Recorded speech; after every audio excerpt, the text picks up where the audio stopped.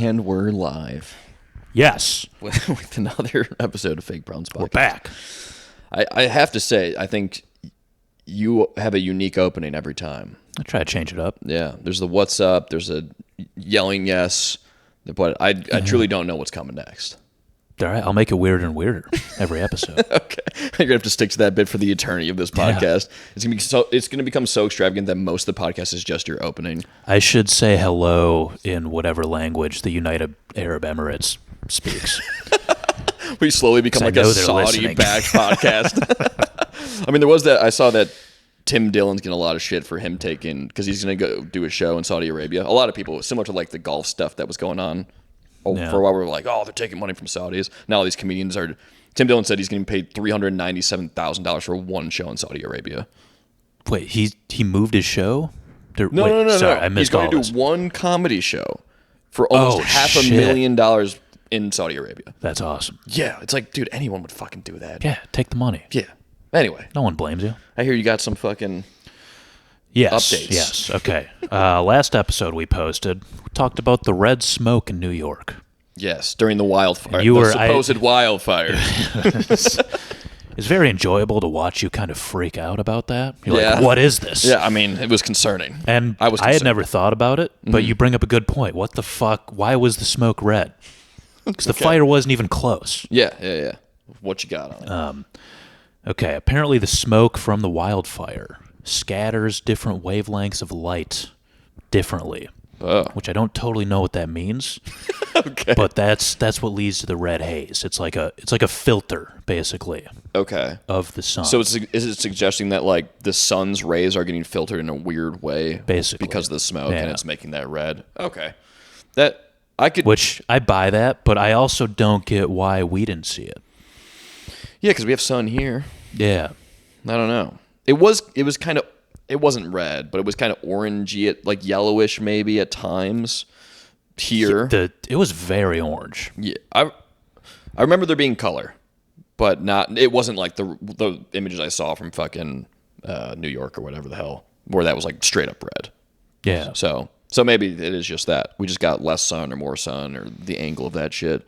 Yeah. And it's not some government chemical conspiracy where they're like bombing us with shit and then covering up with wildfire smoke. I read about that online, so maybe the government got to that too and fed that source to me. They do have a lot of resources at their fingertips. They do. So, and they control most of the media, so. Yeah. Well, that's fun. I guess we'll never know. Until it happens again. Nice. Anything else on that? Nope. Okay. That was a quick one. Let's talk nukes. Just placating your fears. Hell yeah. I love that. Let's talk about nukes. All right. I think the last time I don't want to give away our release schedule now that we're not chronological, but we talked about nukes on a different episode that will come out at a different time. Probably our next episode. But we talked about nukes. For context on that, it is currently, what is it, September 6th? We released an episode earlier this week when we were saying Happy New Year.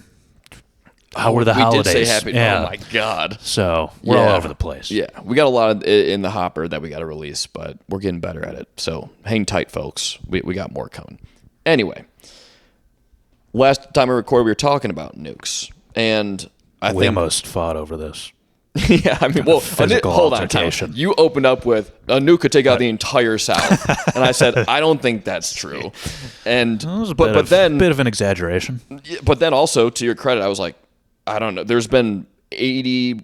How many years since Hiroshima and Nagasaki? Fucking 80-ish. Who knows how strong nukes are? I had no. So went a little fucking research hole and found that the nukes used in Hiroshima and Nagasaki were like, I think 10 kilotons worth, like, impact of TNTs. This is the metric they use for measuring this. It's all based on TNT. Yeah, yield. Like the explosive impact of that. So 10 kilotons worth was the bombs in 1940, whatever. And nowadays, we have bombs that are like, they said up to a megaton, which is 1,000 fucking kilotons. And it's more than a megaton. But yeah, it's in megatons. Oh, really? Yeah. Okay. Wait, what? The information I found said like that is the biggest one, and there's not anything really beyond like a megaton that we're talking. Brother. But because hold on, because they said that a lot of the technology since the big one, the ones that were dropped in 1940s has been more around like accuracy and like ability. Current ones, I think you're right. Yeah, I think the ability to travel and accuracy, because they've realized that more smaller ones are way more effective than like you depending on one really, really big one. Yes. So the stuff I was reading was suggesting that like the biggest one we have now is up to a megaton. So that's probably true. So what do you find now? But and this all started from a documentary that I watched called Command and Control, which was about Cold War era nukes back when we had, I mean, we don't know how many nukes we have now, but presumably that was like the most nukes that existed in the world. Like everyone was just stockpiling nukes. Yeah. It's like, it was like 40,000 or something like that per, I think it's like per superpower in terms of Russia and United States. So tens of thousands. So it was stockpiling thousands and thousands, plus making them as big as fucking possible. Nice. And so I made the claim that basically this documentary, you should just watch it if you want the actual information. Command and Control. It's called Command and Control. It's one of my favorite documentaries because it's fascinating. Okay. A nuclear facility, a dude literally dropped a wrench, and it bounced, hit the fuel tank, and the nuclear facility exploded and launched a nuclear warhead over American soil. Nice. And there's circuitry in there that obviously determines if it detonates or not. Yeah. And if that circuitry got damaged in the explosion, which it very well could have, it would have detonated. Okay. And I made the claim it would have taken out the whole South. Half of the country. Which, that's probably a little much. But I think it would have been the worst thing that would have happened in this country, in history. Absolutely. So, to put this in perspective, the documentary opens. They said, this nuke was more powerful than every single bomb dropped in World War II, plus both of the nukes combined. Okay. So what's that measuring in at in terms of the kilotons? Okay, so to bring this in perspective, and you mentioned, you're like, we test nukes over the desert all the time. Yeah, Nevada. You are right. Yeah. But the big ones, put them over the ocean. Yeah. I've seen, there's videos of those ones. Yeah. So the biggest one we've ever intentionally detonated, or the biggest one we've ever detonated, called Castle Bravo. It was designed to be 5 megatons. Okay. Yeah. Which is insane. Fucking huge. Yeah. And when we detonated it over the ocean, it was 3 times as powerful as we expected. The yield was 15 megatons. Holy shit. It spanned like 120 miles. Oh my God. We had to evacuate islands of people, and they were still impacted. Did they say impacted. Where in the ocean? It was in the Pacific. Okay. I don't know where, but there's like remote islands that were like, surely not.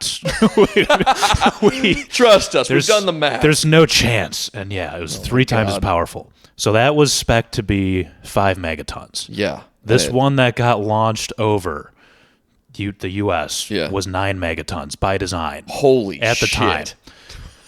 So it would have been about double that. Yeah.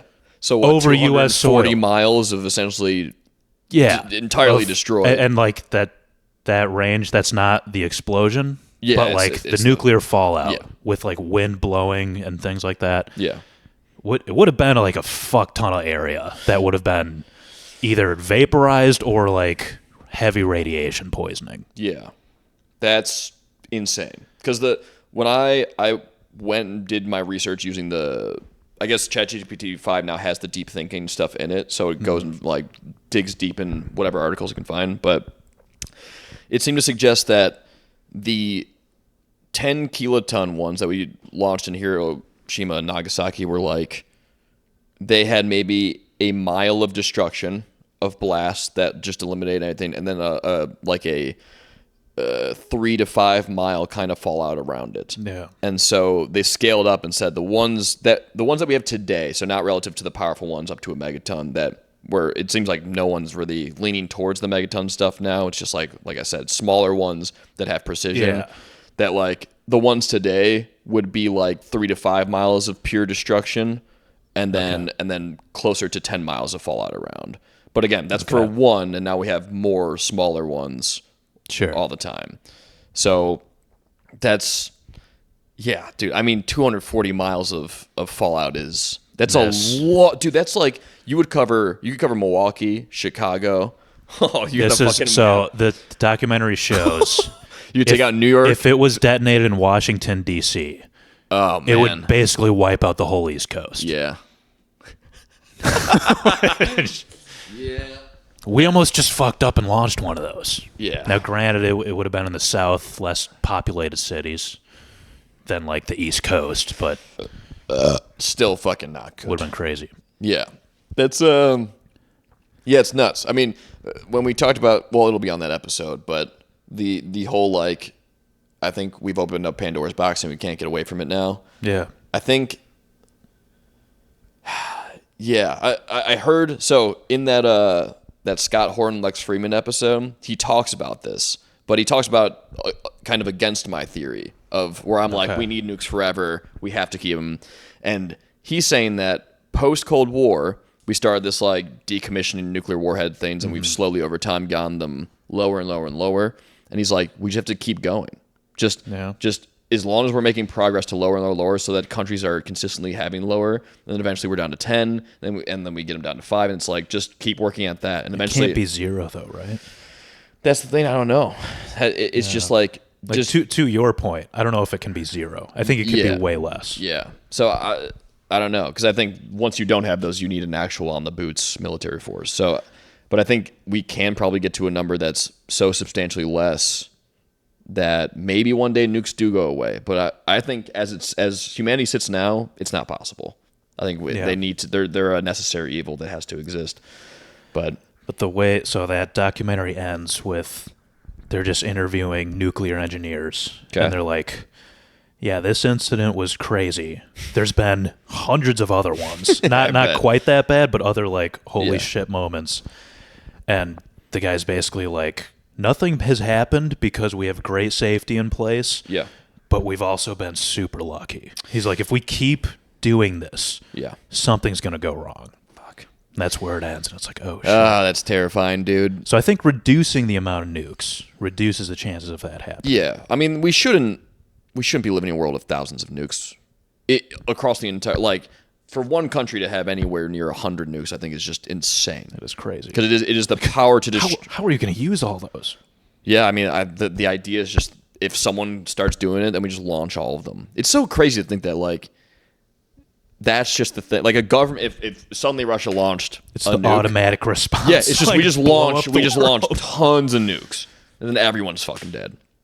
Yeah. It's just such a, I don't know. Again, I think it's a necessary evil, but yeah, it's not. It doesn't make me sleep better at night. No. You know? That we have mutually assured destruction, but it's better than people invading your country.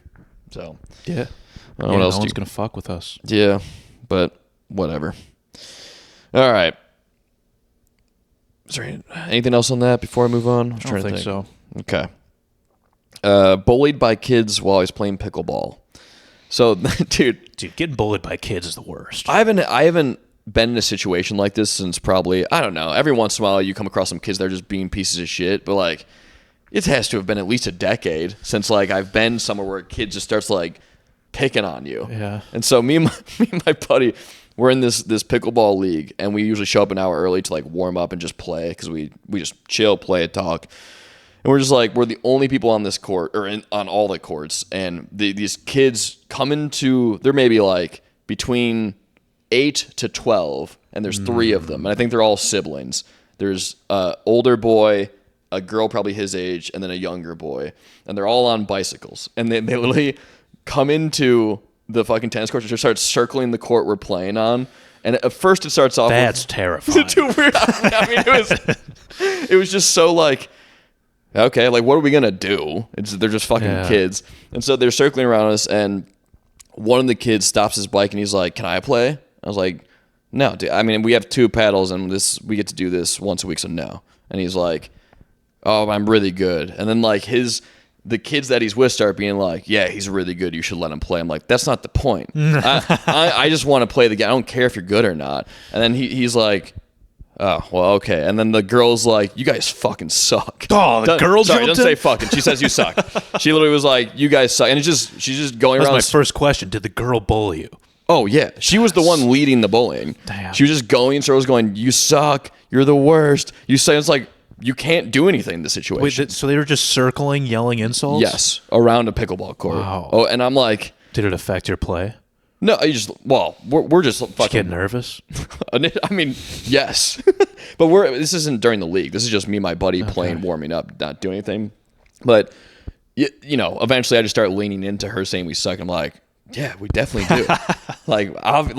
we suck. And then, but while that's happening, the kid's still like trying to play. I'm like, no, man, it's not happening, dude. And it, like, part of me just wants to go like, get the fuck out of here. That could escalate so fast. I know. You just gotta bite your tongue in those situations. But it's just like, dude, where are your like, who's letting you do this? Yeah. Like, you should have just said you're 12. That would be your insult back to him. Yeah, which he would. Yeah, who knows? But these kids have a special like fuck you kind of essence to them. That's the ripe age, like middle school. You know how to fuck with people. And they're just like they'll just keep going, and so eventually you just stop paying attention to it and give in to their insults, and they went away. But it was just like 30 minutes of these kids being like, you suck. And I'm like, dude, what is this? How'd you feel afterwards? It's just not good. You never feel good after that. Oh, they got to you. It doesn't even matter. It doesn't matter the age. If anyone comes up to you and just says you suck for 30 minutes. I do suck. You start to believe it. Oh, dude, I was already sold that I suck in general. Oh. But it's one of those things where it doesn't matter who it is, 30 minutes of that. I hope they hear this podcast. Oh, I hope they grow up and then they go on this apology tour. They're like, yeah, we were just in the wrong place at the wrong time. Just being mean to people.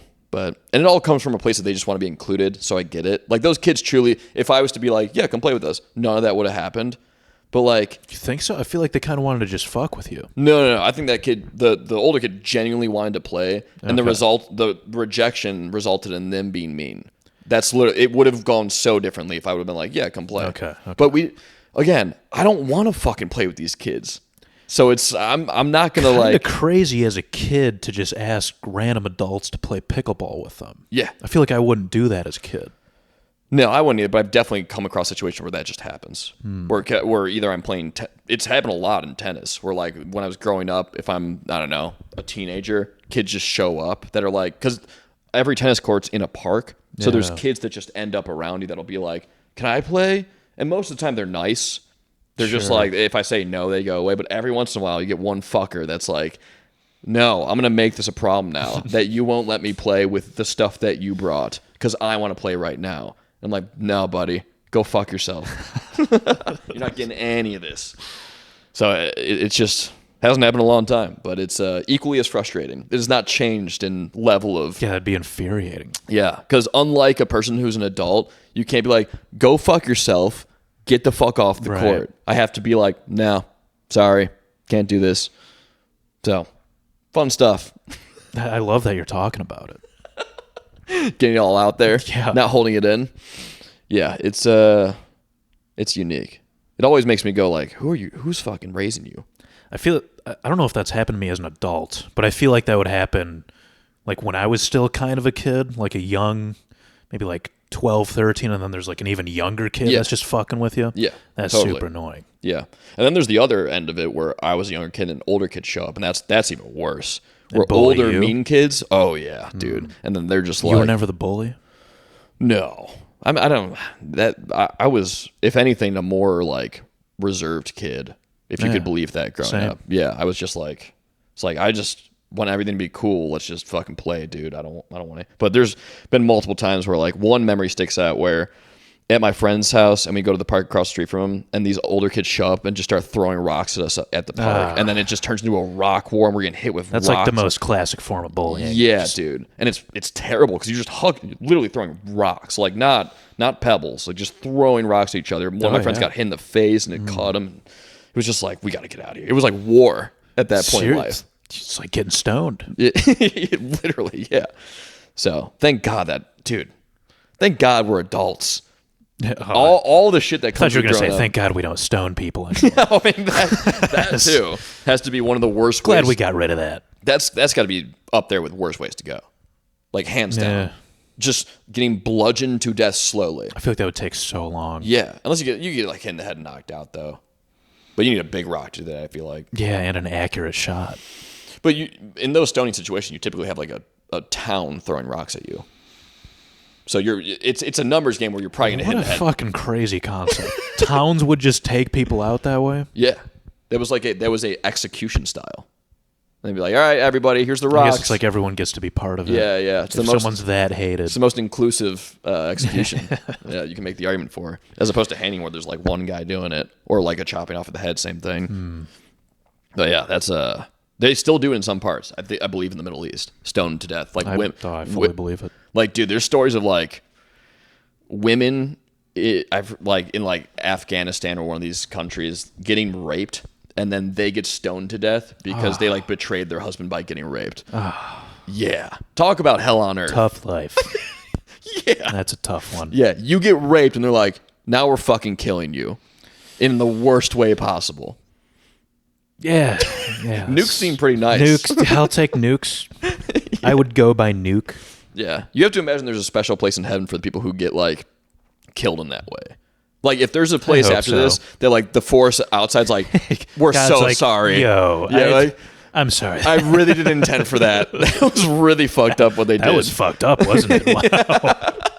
Come here, relax. Free will, huh? You think you would just be traumatized in heaven from that? I feel like if there is that place, it is beyond our conception of like, Yeah, they just wipe all that. Yeah, clean. like that stuff doesn't exist in that plane. You think you just forget about it totally? I don't know. Maybe you could just look at it with like a clean lens, be like, "Wow, that was crazy." It'd be such. Glad I'm here though. But it's like even that idea, even that situation, unless you're living in this world where like you're no longer human, you can't look at it objectively. Like you getting raped and stoned to death, I don't think you could look at it and be like, wow. And maybe saying I'm wrong. only an Owen Wilson wow to that would be. He's there watching it with you going, wow. He's the first guy who greets you in heaven. He's like, Yeah, he's wow, at the gates. Wow. That was crazy. So yeah. Anyway, on to the next thing. Oh, dude, I was kind of in the same lane of terrible things.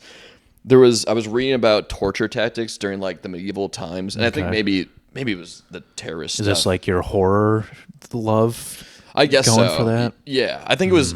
It might have been mixed with the Middle East war stuff and all that, but like torture tactics for people where I didn't realize that when you take away certain senses, it amplifies others, which I think that's understandable considering like people who are deaf or who are blind can hear better and vice versa. Yeah, I've always heard that. I've never thought about it in a torture. Yeah, so like people they'll like blind you and fucking like stuff your ears, and so like you can't see or hear anything. So the pain is so the pain is like times 1,000. You can't anticipate Which it. oh, dude, talk about just imagining yourself in that situation of you don't know when the pain's coming at the degree it's coming, and it has to be so nuts. Yeah, I feel like you would just disassociate at a certain point. Yeah, I always wonder how much shock can get you out of those situations. Because, you know, like people will like, they'll go into shock and say they didn't feel anything in the moment, whether it be adrenaline or whatever's causing the shock. But I never really understood what shock is other than like your body just like shuts off a part of you. Yeah. Yeah, one of my buddies was describing some crazy injuries he's had, and like every time he's just been super calm. Yeah. Like his arm literally like snapped in half. Okay. From playing handball, which is the craziest. He was throwing and his arm snapped. What the fuck? Yeah. Is he? How old is he? Like 65? No, Wow. he's like your age. How is it from throwing a ball? Yeah. What the hell? It's crazy. Does the guy got a cannon? he must have. Yeah, I mean that's nuts. But anyway, yeah. And then that and like some other crazy one he described. And he said every time he's just been like, yeah, okay, my arm's fucked up. And like didn't really feel the pain until like later. Yeah. That's the body's amazing in that way. Because it's crazy to have It's a nice feature. Just check out when something really bad happens. Isn't that so crazy that there's like this, you know, it's well documented, like the subconscious level, like this autonomous system that like is taking care of you regardless of your conscious will. Yeah. Like you get really hurt. It's like, okay, we're going to shut this off so you can go help yourself. Otherwise, this is going to be real bad in the moment. Yeah. It's so nuts that there's this system that's just like working like separate from us almost. Yeah. And you know what else is really common is you focus on just the weirdest things. Like in situations like that? Yeah, like if you just got hit by a car and you're in critical condition, yeah, you might be like, oh my God, my jacket's messed up. Yeah, Like you'll be saying that to your friends. Yeah, it's fucking... Yeah, it's so weird. I don't think I've ever been in a situation of like true shock. No, ever. yeah. Of like, no, definitely not. No. It was like Trump when he's like, let me get my shoes. It's like after he got shot. Oh. Everyone's like, what the fuck was he talking about his shoes? Yeah. Apparently that's super common. Yeah, did anyone ever do any more digging into that whole thing? Oh, he's still, like that skeptical? It just all seems so weird. Still a little weird. But we don't have. I feel like we've talked about it before. We don't have to dig into that. The only thing we truly know about love is that it's blind.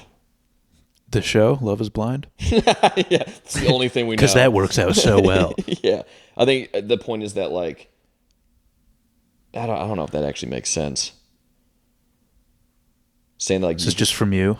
Yeah, I don't know. Is this one of your fucking thoughts? Yes, maybe, dude. I have no idea. Well, no, let's stick on that.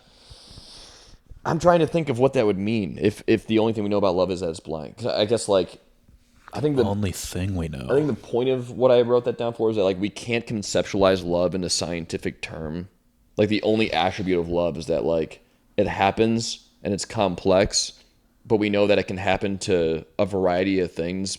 Meaning the blind is more of a, not like physically blind, obviously, but that, like, you can love someone who's been terrible to you, that kind of thing. Yeah. And it's like or you love someone that to somebody else, it would make no sense why you love that person. Yeah, I think it's also like an ill-defined term. Yeah. Because like loving someone who abused you, I feel like is a different type of thing than just... Yeah, you could make the argument that's a not healthy love at all. Relationship. Yeah. Yeah.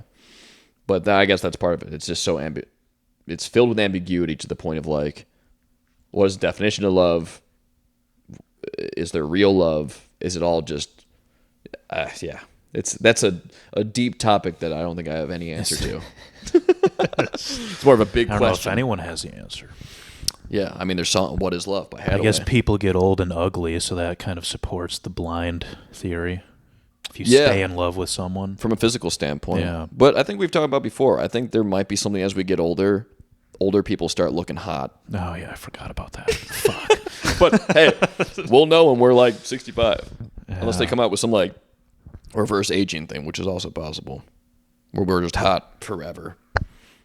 I feel like it's happened already a little bit. I feel like in college, if I looked at a 30-year-old, I'd be like, that person's pretty old. Yeah. And I wouldn't really be into it. And I think that's which is hilarious because 30 is still so young. Yeah, yeah. Like I mean, people that are like 18 look like truly children right now. Right. At this age. At that age, you're like, babe. And at the same time, when we were 18, a 30-year-old's like a fucking middle-aged person to me. I'm like, what the fuck? Yeah, it's like even if they were hot, I like wouldn't even. Yeah, you're like, you're so old. Yeah. Ancient fucking person. Right. Okay. Bullied by kids. We talked about that. Appalachian people. I don't know what that has to do with anything. Tell me about it. I started watching a lot of these videos about this guy called Peter Santinello. I don't remember if I told you about it, but he just like, it's just travel vlogging where he goes to like parts of the United States that not no one knows about, but like weird towns in Appalachia or like weird like ocean like places that are like these weird islands around the United States or just places no one's heard of. Okay. And it's like, it's almost like uncontacted tribes, but they live like the people in Appalachia, man, are something else. Truly. Yeah. It's like some of them you don't even know what they're saying. They have like their own dialect of stuff, or they're talking in a way where you're like, what the fuck? But they're all, at the end of the day, they're all just like casual living people. But it's so weird to have like parts of the United States that seem so detached from anything that's going on. Yeah. It like on the internet or in major cities, they're just like, yeah, we're just fucking out here doing our thing. There's that book right there called Educated. It's about some lady who grew up in Appalachia, and she like gets out of it, goes to college, and this is just one little anecdote, but in a lecture hall, someone brings up the Holocaust, and she raised her hand and asked, "What is that?" Holy shit! And everyone's like, that's a fucked up joke. Like, everyone got mad at her. Oh, my God. Yeah, I imagine. But, like, they're isolated, to your point. Yeah, dude. You grow up in a world that's so, like... I mean, I have to imagine if you're going to a public school in Appalachia, who knows what you're getting taught? It's got to be so crazy. And most of the towns are, like... It's a weird... They're all, like, a ton of towns of, like, 100 people that are isolated enough to where those towns don't even see other towns. Yeah. And it's just, like, you grow up in these small pockets that have, like, maybe one tiny school. Thank God we didn't grow up there. Oh, man. Yes, truly. We'd be entirely different people. We wouldn't have a podcast. No. we would be just stuck in Appalachia probably doing nothing else. And also the what is it? The Oxycontin Purdue Pharma stuff. Like, people talk about how it ravaged, like, Philadelphia in that area. That stuff made its way. Appalachia got fucked. Yeah, dude. All those, like, little towns everywhere, it just destroyed those places. Yeah. Like, all those coal miners or, like, oil people, like, dude. And when those videos where that guy's interviewing all these people, they all talk about it. How, like, it just came through and just, like, wiped out half of their town that just made them addicts. And it's like, now everything sucks. Because you have, like, half of the town is just criminals. In the sense of, to get their drugs, they go, like, break in and rob people and all this shit. It's fucking nuts, dude. But anyway. Well, I hope they're doing okay. Yeah, me too. Let's see. Magnetic weightlifting idea. Oh. So, business proposition. And I don't know how we would do it, but... So, for a long time, I've thought... So, like... There's all these companies that make these weightlifting at home things that are trying to, like, mimic a full weight set. I don't know if you've ever seen these things. There'll be like a wall panel that has cables that can adjust resistance and kind of stuff. But it's always like the heaviest weight is maybe 150 pounds total, or like 200. You're saying without weights they mimic, just through like tension? Yeah. They have like electrical fucking poles and stuff like that. Maybe some weights actually in the thing, but it's typically a very limited space you can put this thing in. Okay. Or it takes up limited space, I should say. And I have this idea. I don't know if this would work, but why don't we use, like, say you have a base plate on the ground, like a stadium kind of area you would stand in, and it's magnetic. And you can just increase the frequency of magnets on things that you're holding. So that when you're staying on it, if you want to do 100 pounds, you just up the magnetism. Magnetism? There you go. Yeah. Up to 100 pounds. And that way the resistance on the thing would just be that amount. I feel like it could happen, but then also I feel like there's a lot of problems. That'd be cool. That'd be super expensive, potentially dangerous. I think really dangerous, yeah. Also, that'd be different than gravity, because as you get closer to the magnet, the force increases. Versus gravity, it's like consistent. So it'd be a different type of... I guess tension is the same, or tension would be the opposite, like an elastic band. Sure, yeah. But like, I guess with free... But I mean, you can still get a workout out of it. Yeah, but I think you bring up some good points. I mean, dangerous to just give that to consumers. It'd be like an MRI. Yeah. Like, maybe not quite that strong, but... Yeah, but just enough to... Because they released one recently called like the Pana something, and... the whole advertisement was like, get a full workout, have like as much weight as the gym, and it goes up to 200 pounds. I'm like, it's magnetized? No. It is literally a pulley system. Oh God! But it's like 200 pounds of magnetic force would be like, going beyond that would be crazy. Also, I didn't even think about this. If you have a magnet in your home with that, it would just attract every metal thing. Oh, yeah. It would need to be like an MRI room where you can't bring any... If you have a bracelet on, it could fucking... And at that point, just... burn your hand off.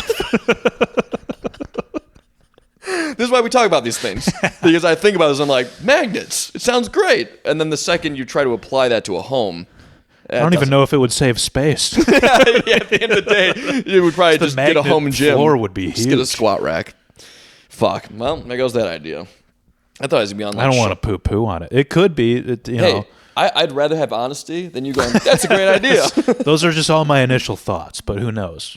I mean, if I showed that to Shark Tank, I imagine they would go, no. That's dumb.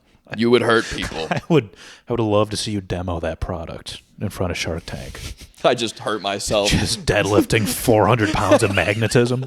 Rips their desk away from them. Oh my God.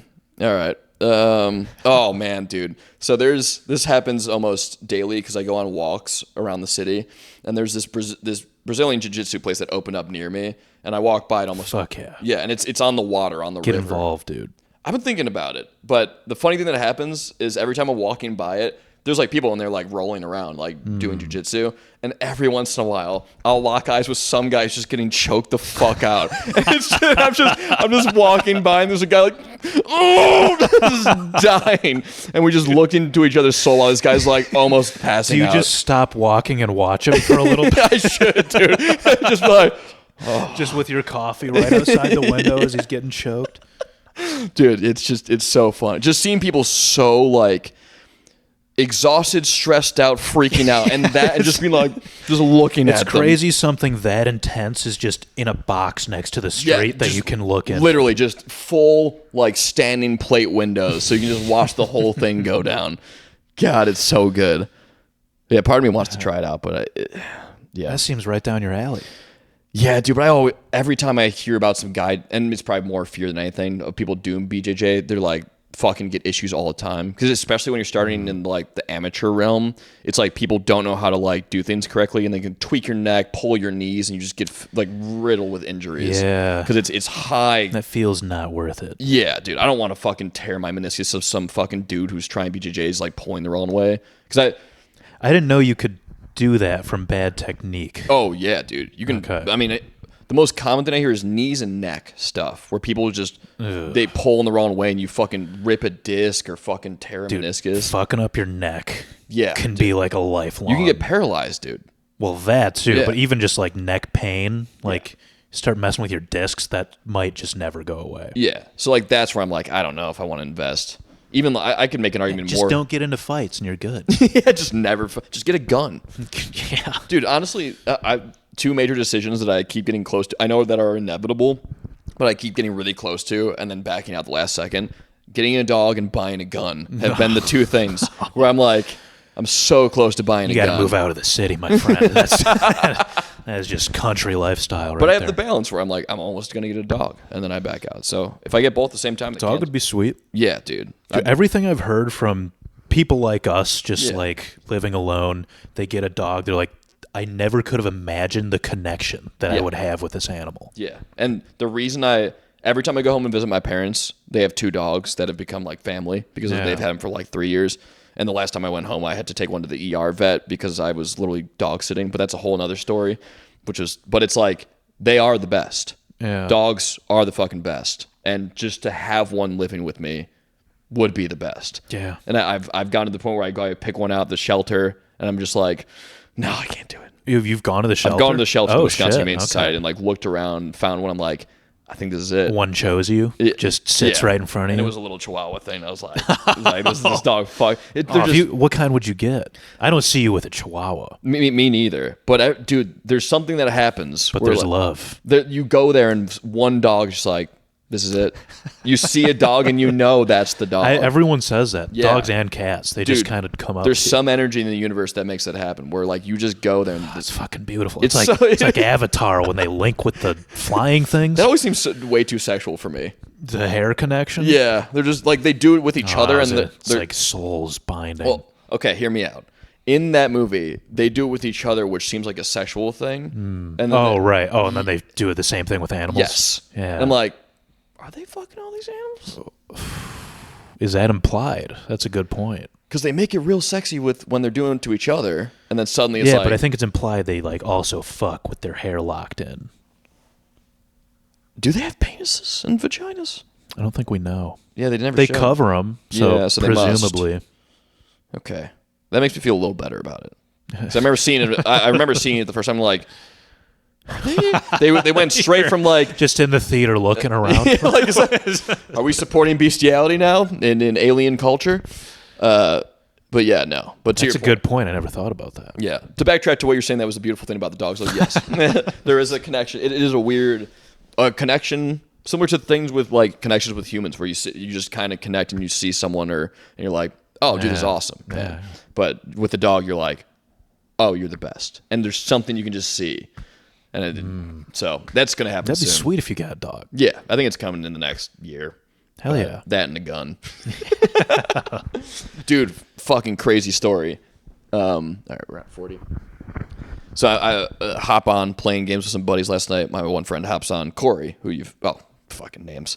You've met him. Yeah. But he's like talking about how he just bought his dad's gun from his mom because their dad died like 3 years ago, and his mom had the dad's gun. He bought the gun from her. I'm like, okay. And this friend is very left leaning and is not a guy I would ever imagine buying a gun. Okay. And I'm like, why'd you buy the gun? He's like, well, there's been bands of kids he lives out. Great start to the answer for that question. He lives out in the like nice suburbs, like far west of here. And he's like, there's been bands of kids who drive out to these nice suburbs and in just like multiple cars of them get out and start breaking into houses. And literally, they were trying to break into his house, and he has it on all because they have cameras around their house, and like have video of these kids literally like trying every door and window. All are like 5 different kids, and they're doing it all over the fucking neighborhood. Holy shit! Yeah, dude. I'm like, that's where does terrifying. he live? Merton, which we'll bleep that out. Okay, but then you get to that point in your head where it's like, am I gonna shoot a kid who breaks into my house? Yeah, but dude, if they're breaking he has a newborn. That's it's like then that but it's just like, what are you supposed to do? Just let it.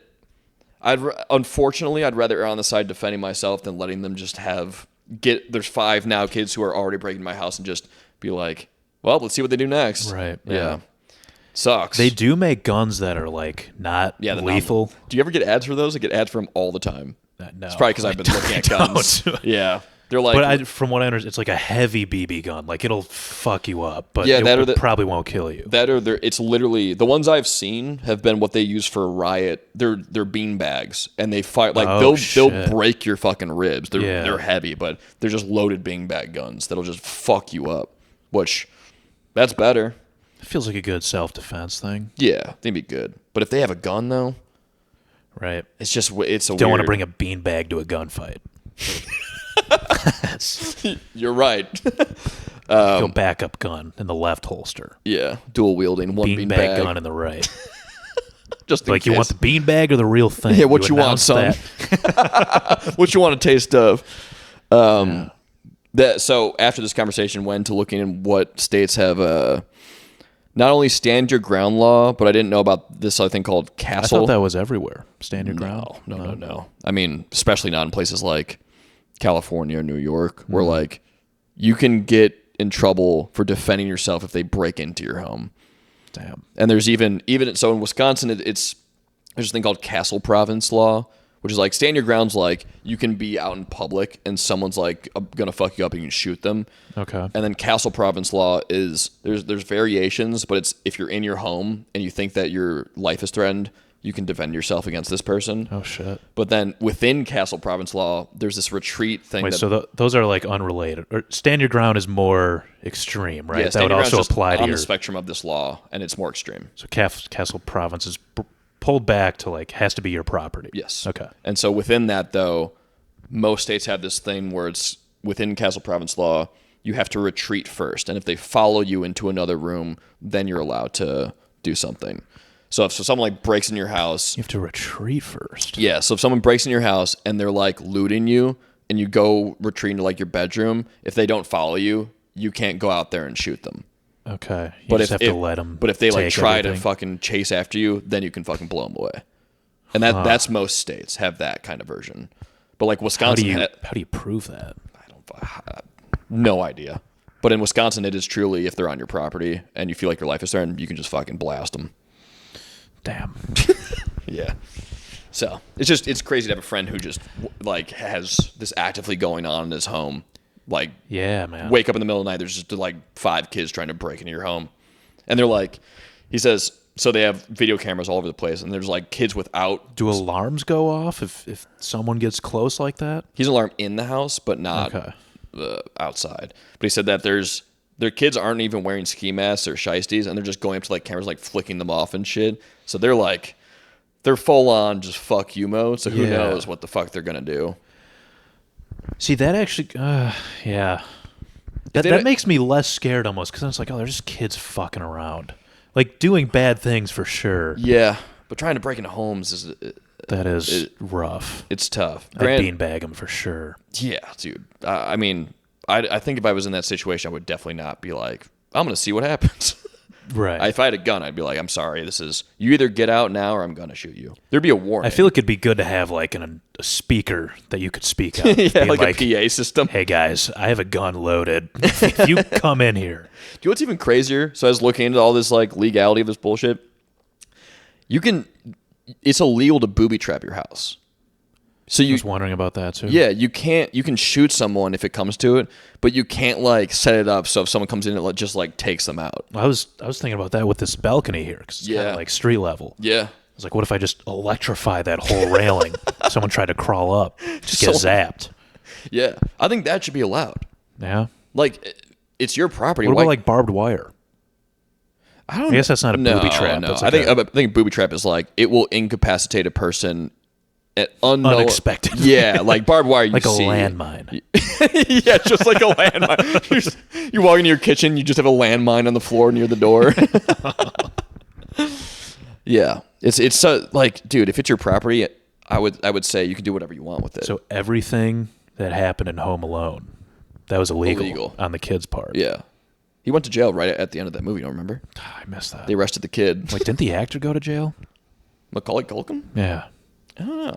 No, he just did a ton of drugs. I think he had a few like pictures of him floating out there of him looking like he was on like crack and shit. But I don't know. I know nothing about him other than that. All right. How much time we got? You got 15 minutes. Let's see. Oh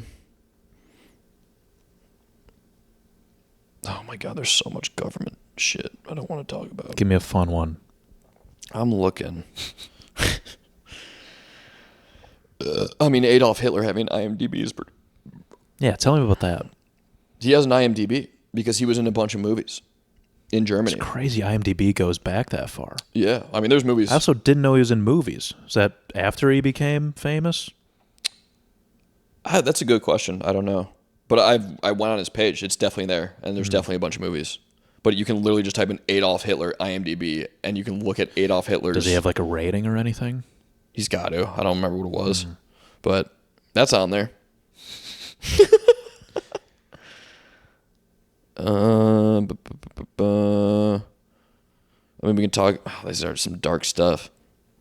The rugby team that crashed in the Andes in like the 80s. Oh, in the 80s? Yeah. Or wait, didn't they eat each other? Yeah, that's the whole thing. Yeah. There's like that famous picture of them that's like...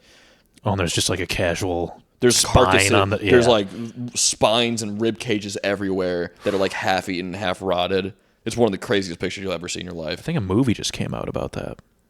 There's one called Alive. That's the famous one from like, I think, the 90s. I've never seen it, but that's what everyone knows about the story, besides it being reported on.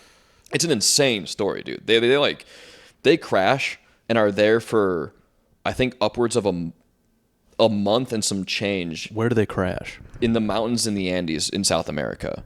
They're like over Chile or something. And they crash and like half of them die. There's like 30 of them ish, I think. And then they're just kind of like, they're in the middle of a mountain range, like on the top of a mountain range in snow. And they're like, the nearest civilization's like miles and miles and miles away, and they're on a mountain.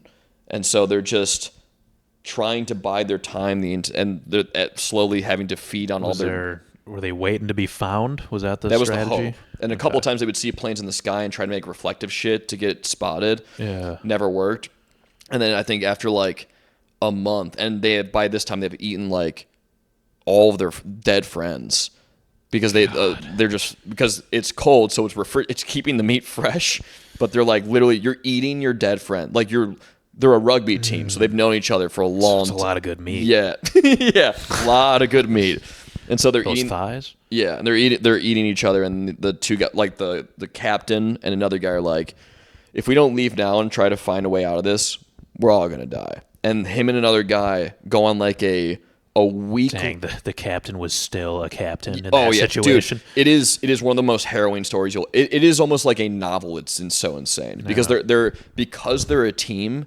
They have like this relationship with each other where they're like the hierarchy's built in already. Well, that and they can like tackle problems. They're thinking. They're not panicking. Like they're crazy. You use the word tackle there. I didn't even plan honestly, but they because there's stories of people who get stranded in like nature preserves or not nature preserves, like national parks and other places in the world, and they're just people.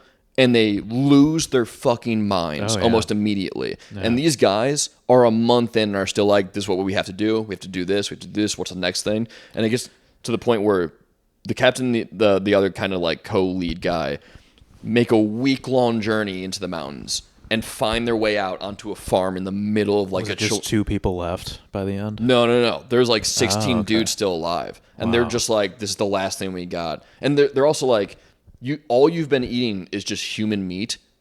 And so like your body is just falling apart.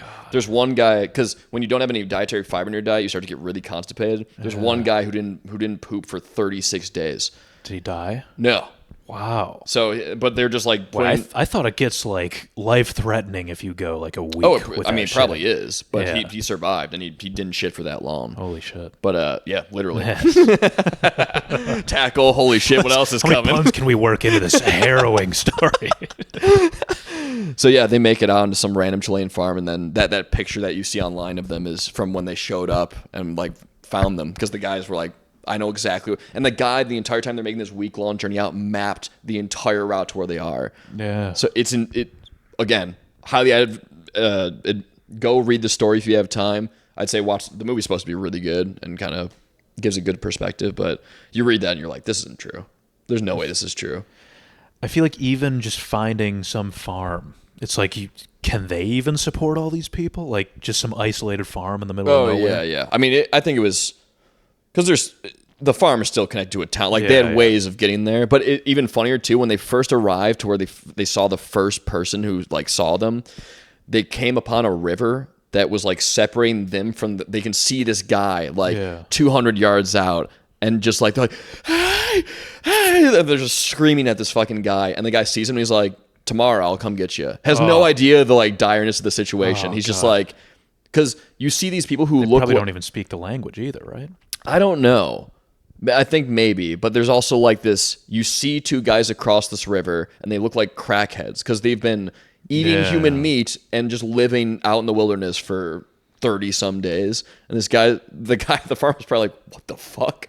Like, I'll come back tomorrow with more people. I'm not doing this now. So they had to wait another night and just sit there. And the next day they came and then they fucking brought him across the river. Oh, they did wait the day. Yeah. Wow. But literally the guy saw him was like, tomorrow. That's what he said to them. He said tomorrow. Holy shit. Yeah. Fucking nuts. But dude, do you think so? What'd you say? That was a 2-week journey that those 2 guys made? I think a week journey. A week journey. And how long were they out there total? I think like a month and a half or 2 months.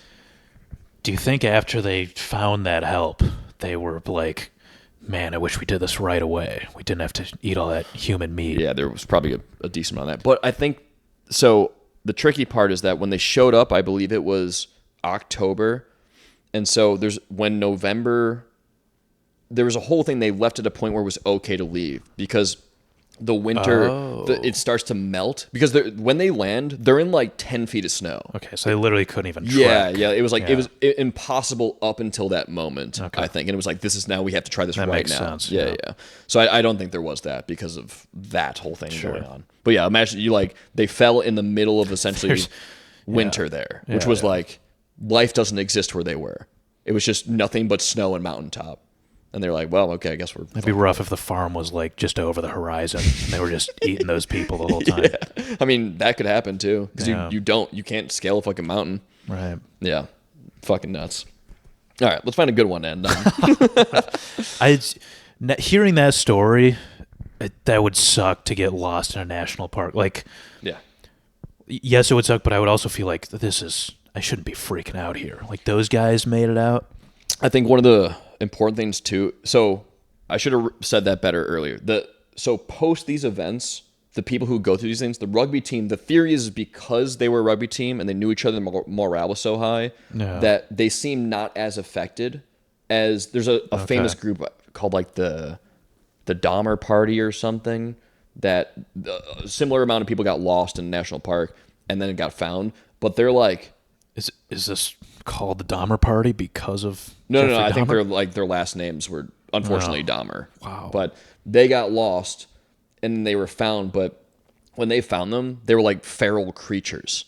Like they had like, and their humanity hasn't fully come back for a lot of them. They like something broke. And the theory is because this was a rugby team that like it kept them from breaking in that way.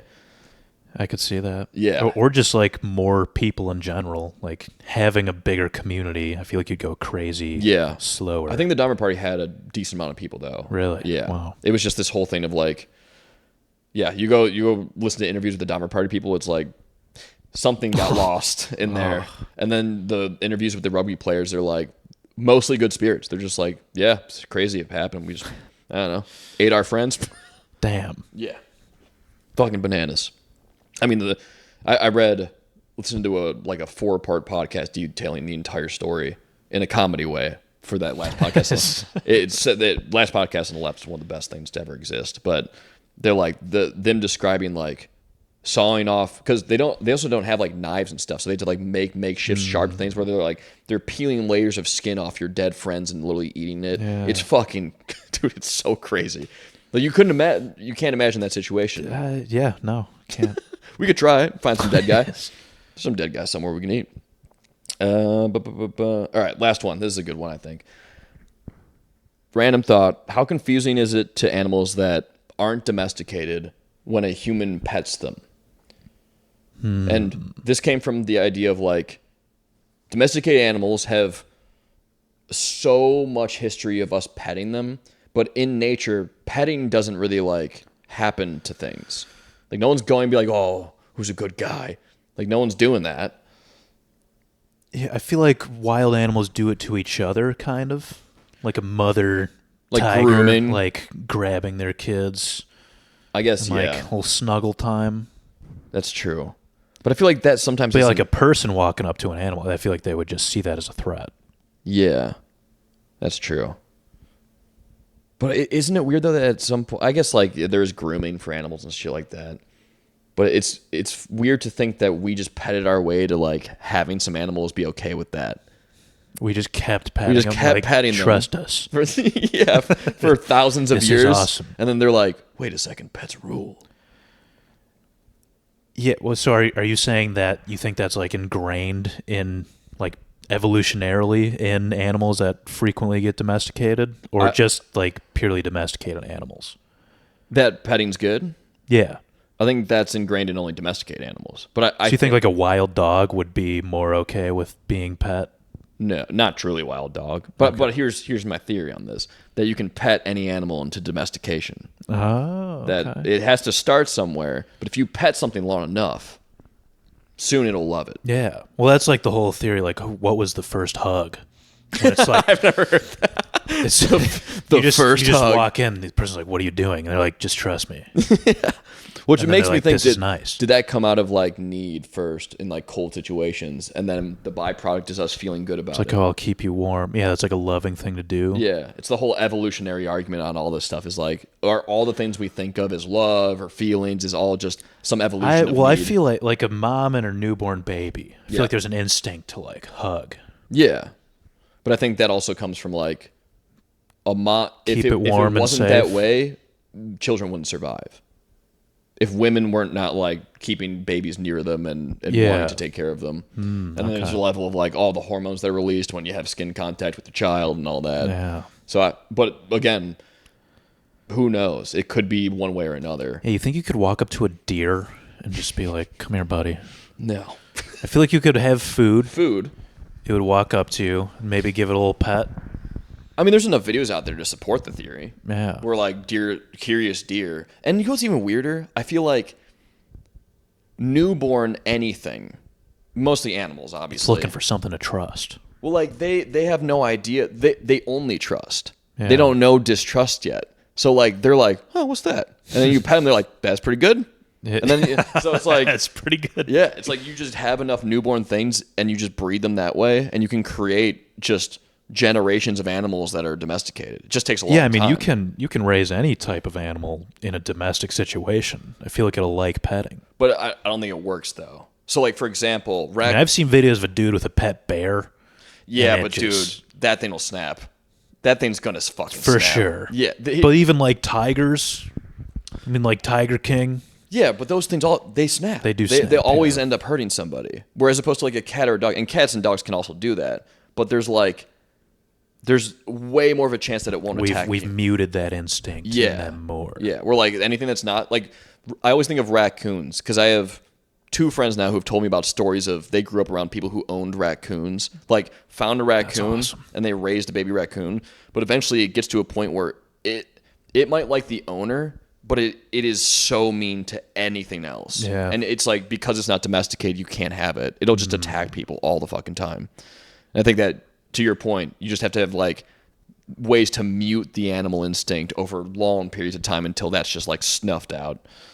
Otherwise it'll be fucking... Yeah, I mean, maybe that's why we have dogs and cats as pets. Maybe that instinct is less strong in them anyway. That's why they ended up being our pets. Totally could be, too. That, I mean, another argument... It's like animals that have allowed us to get close. Yeah. I mean, yeah. There's so many things that could be true around that stuff. Because it could be proximity, too. We could have just evolved in places where the animal was there, and it just, like, happened. Or it could be that it was, like, the most likely animal. No way to fucking know. I know in Russia that foxes are that. They have domesticated pet foxes. Oh yeah, over. Awesome. You've probably seen videos of foxes. As like people will have pets. Russia has domesticated foxes. That's awesome. Yeah, so you can do it. What animal would you like to have domesticated? Penguin, dude. Oh, that was quick. Man. And the ones that are like the emperor penguins that are 5 feet tall. So you just wake up and this thing just standing in your fucking house. Yeah, dude. Just whack, whack, whack, whack. Just walking around. I feel like birds aren't as like affectionate as like a dog or a cat. Yeah. But I can only speak from my limited experience with birds sat, and I had a few friends that had birds, and they can be very like they'll like come literally chill with you all day. Yeah. They'll sit on your shoulder, they'll like rub you, they want to be a pet. Sweet. Yeah, it's pretty nice. But they're not the most like I think generally they're not nearly as like a dog or a cat. They're a little more lizard brained. Yeah, and they're kind of some of them are terrifying. Yeah, like a cockatoo that'll just scream at you. It's just terrifying. Penguin would be sick though. Penguin would be nice, but again, we're operating on the influence that this is like they're fully domesticated. So this thing is like it is as if it's a dog, but it's a penguin in my house. Yeah, it wants to be pet. It's chill. You know what's weird? Do penguins lay down? I feel like they're always just standing. I think they do only. I mean, they lay down to slide around to move. Oh, that's true. They belly slide. But like them chilling is standing. Because if you ever seen the videos of them all like going to sleep, they're just standing up and huddling together just like that. So yeah, their chill is standing. Dude, you could set up like a little slide. Like half your stairs is just like a smooth slide. It would just belly slide down it. Dude, thinking about what would you need to host a penguin? If we're talking the Emperor one, though, like to have that thing barreling down your stairs at like 20 miles. My stairs there would just nail the wall. It would just go through the wall. Because the Emperor Penguin has to be at least 100 pounds. It's a big thing. I could see that. But dude, you could hug that thing. You could literally just stand and hug. It could hug you back. The pet that hugs you back, an Emperor Penguin. That's a great answer. I was thinking raccoon, but that'd be a good one. Yeah, they can like carry things for you. Yeah, I don't know why. I think having something that would be big as you, but is like not dangerous, would be so funny. I feel like a monkey would be pretty cool. Oh yeah, if you're guaranteed like, no danger, give me a beer. It could literally just grab you a beer. I mean, dude, there's videos of monkeys doing so much human shit that it's like, it's crazy how much stuff they can do. It's terrifying, but yeah, that'd be cool. All right, what are we at?